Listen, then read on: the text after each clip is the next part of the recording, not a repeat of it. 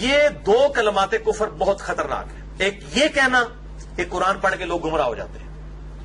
یہ کوئی یہودی آ کے ہمیں کہے نا عیسائی یار قرآن حدیث ڈائریکٹ نہ پڑھنا گمراہ ہو جاؤ گے, ہم کہیں گے یہ تو اللہ کا دشمن ہے.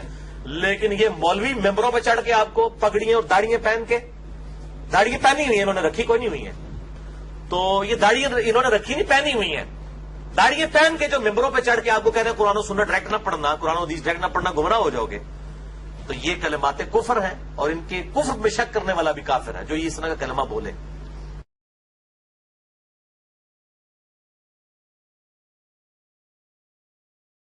تو قرآن کو اپنی زندگی میں بسا لو, قرآن کو شامل کر لو.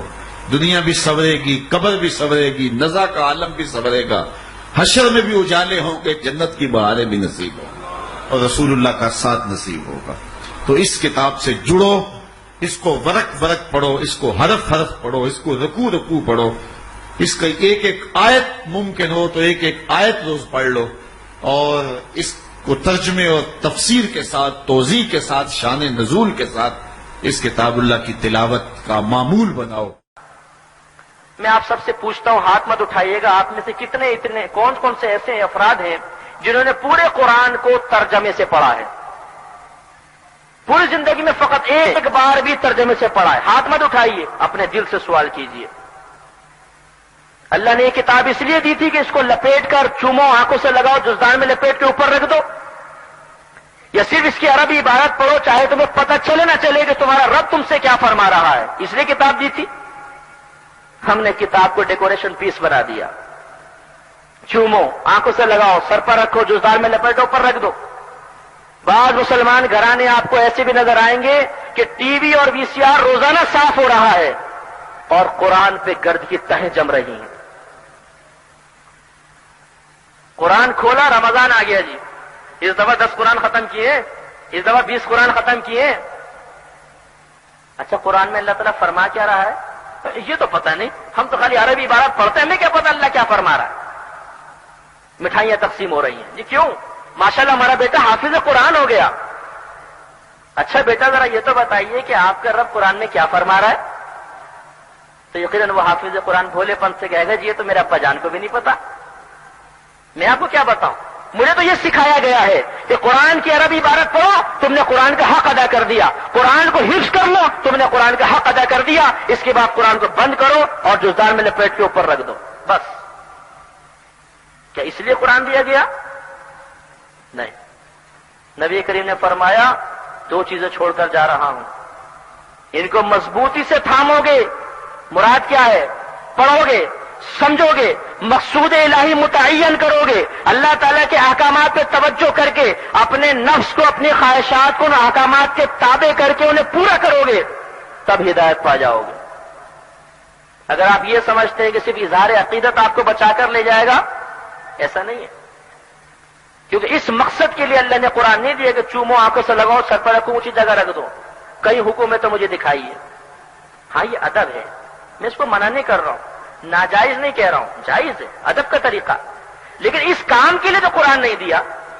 قرآن تو تھا کہ پڑھو اور سمجھو. ہم نے جب پورے قرآن کو ترجمے کے ساتھ ہی نہیں پڑھا تو سمجھنا دور کی بات, ادب کا طریقہ. لیکن اس کام کے لیے تو قرآن نہیں دیا. قرآن تو تھا کہ پڑھو اور سمجھو. ہم نے جب پورے قرآن کو ترجمے کے ساتھ ہی نہیں پڑھا تو سمجھنا دور کی بات. اور دوسرا کلمہ یہ بولتے ہیں جی قرآن جو ہے نا یہ بہت مشکل ہے جی, بہت مشکل کتاب. یار پورے قرآن میں کہاں لکھا ہوا ہے قرآن مشکل ہے؟ اس کے الٹ ضرور لکھا ہے سورہ جو ہے القمر کے اندر کم از کم 4 دفعہ, وَلَقَدْ يَسَّرْنَا الْقُرْآنَ لِلذِّكْرِ فَهَلْ مِن مُدَّكِرٍ. ہم نے قرآن کو تذکیر, نصیحت کے لیے آسان کر دیا ہے کوئی نصیحت حاصل کرنے والا؟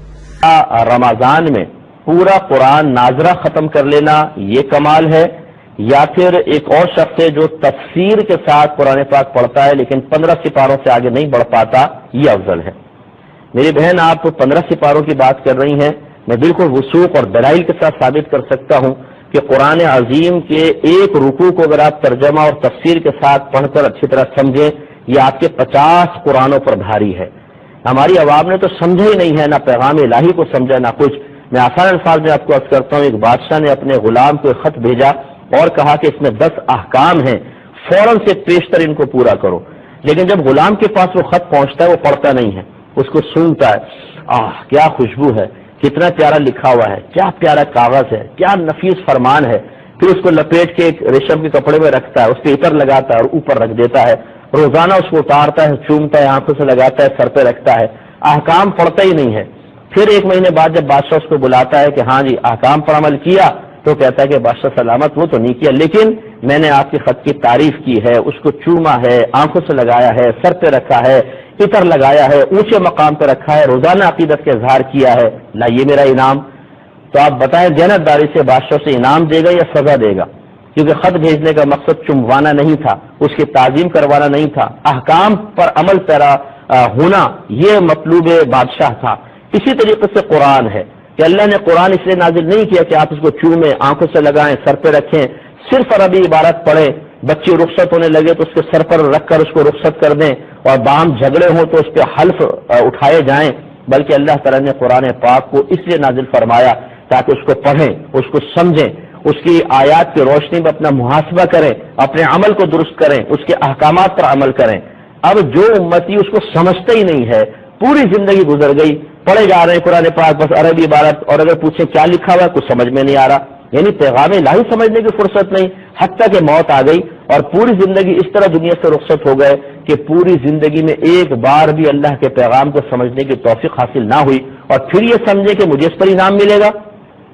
تو میں یہ نہیں کہہ رہا ہوں کہ جو عربی عبارت پڑھتا ہے اس کو ثواب نہیں ملے گا، لیکن قرآن حصول ثواب کے لیے نازل نہیں کیا گیا۔ قرآن اٹھا کے پڑھیں، قرآن کو اس لیے نازل کیا گیا تاکہ اس کی آیات پر عمل کیا جائے۔ لہذا جو ایک رکوع پڑھے اسے اچھی طرح سمجھ کے پڑھے، پھر اپنا عملی محاسبہ کرے، اگر اس میں کوئی قابل عمل بات ہے اسے اپنی ذات پر نافذ کرے، کسی ممنوع شے کا ذکر ہے اور وہ ہمارے اندر ہے تو اس گندی عادت کو اپنے اندر سے نکالے، یہ اس کے 50 قرآن پڑھنے سے بہتر ہے۔